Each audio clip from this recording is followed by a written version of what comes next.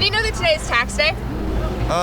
No. Did you get a refund? And if so, were you happy about it? No refund. No refund. Did you know that withholding in this country only started 77 years ago, like our current system of withholding straight from our paycheck? I was not aware of that. So in case you've forgotten, today is one of the worst days of the year. It's tax day. And if you're anything like me, you've probably waited until this past weekend to file your taxes. And now you're waiting on your pretty little refund. It's interesting because most people think that tax day just comes once a year, but critical thinking and a general understanding of the tax system would show you that you are paying taxes every single month on every paycheck.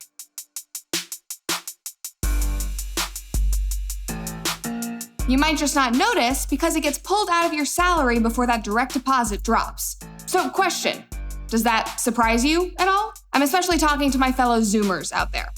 Do you think that most people in this country, especially young people, are well informed about how the tax system works or where their money goes? No, I don't think so. Coming out of high school or college, they have no idea. Do you feel like people in this country, especially young people, know really enough about taxes or where our money goes? Not enough. And that's not being condescending in the slightest. It's an important question to ask because the stats about Gen Z and taxes are harrowing, to put it lightly. In a recent H&R Block study, they found that 62% of Gen Z has never even filed their own taxes, and 51% of Gen Z has never been taught about taxes. Investopedia conducted a financial literacy study and found that Gen Z overwhelmingly lacks confidence in any financial knowledge, which is probably because schools are too busy teaching political ideologies rather than tangible life skills. We do have a flag in the class that you can pledge your allegiance to. And he looks around and he goes, oh, that one?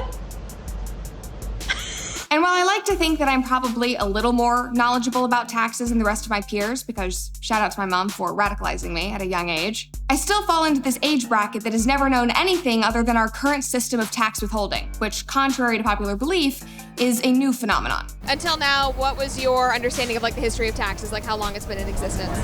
No idea. Most people, they're born into it and assume it's always been here. Diving into the history of taxation in this country helps illuminate exactly how we got to where we are. Wars have always been the most important occasions for the introduction of new taxation and laws that many would consider government overreach. During and after a war, government needs to increase their revenue to be able to fund the effort.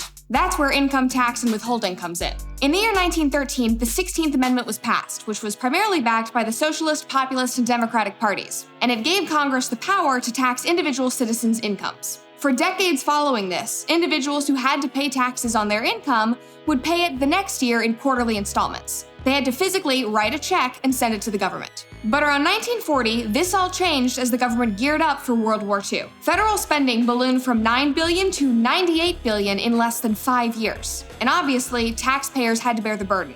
But the current tax system just wasn't effective enough. The government soon realized that trying to collect that much money from the American public wouldn't be possible unless they developed a system to collect the money as the income was being earned. So began the process of taking money from our income directly from our paychecks for federal spending. This withholding system has stayed in place ever since its birth in 1943, even though the war that started it ended 77 years ago. The US Treasury itself even admitted on its website that wartime withholding not only greatly eased the collection of the tax, but also greatly reduced the taxpayers' awareness of how much tax was being collected, meaning that it reduced transparency with the American public. Friedrich Hayek, arguably one of the most important Austrian free market economists, once said, "Emergencies have always been the pretext on which the safeguards of individual liberty have been eroded. And once they are suspended, it is not difficult for anyone who has assumed these emergency powers to see to it that the emergency will persist." This is exactly what happened with our modern pay-as-you-go withholding tax system.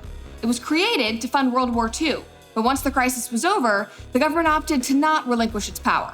Shocker. Now, 77 years later, we still have the same system, and it's only gotten worse. Other examples of this include selective service, the Patriot Act, any reactionary gun control, and literally everything that has happened during the last 2 years of COVID-19. If the government has the opportunity to expand their reach, they will take it, especially if it means they get to dip their hands deeper into the pockets of American taxpayers. Now, clearly, I was not around for World War II. My parents weren't even alive then. We are now almost 6 generations away from the crisis. And as each generation enters the workforce, we become more and more accustomed and numb to this system of blind theft. For example, in 2019, the Pacific Research Institute did a study and found that 64% of Gen Z would vote for a socialist candidate. So how did we get here? Obviously, there are countless contributing factors, but I can't help but think about the fact that my generation has grown up never thinking twice about the fact that thousands and thousands of dollars are stolen from our paycheck every single month. We're conditioned to blindly hand over our money to the government, believing that they have our best interests at heart. Which, newsflash, they don't. It is a terrible mistake to ever look at policies and practices based on what the government intends to do. We have to look at their results. And the results are a hyperinflated, in-debt economy and a society that is mindlessly funding its broken systems. So the next time you hear that little ding that says that your direct deposit has arrived in your account, take the extra 5 minutes to go look and see how much the government took before you even saw it. It might just make you call your senators. It's too much and I wasn't happy. And I did not get a refund.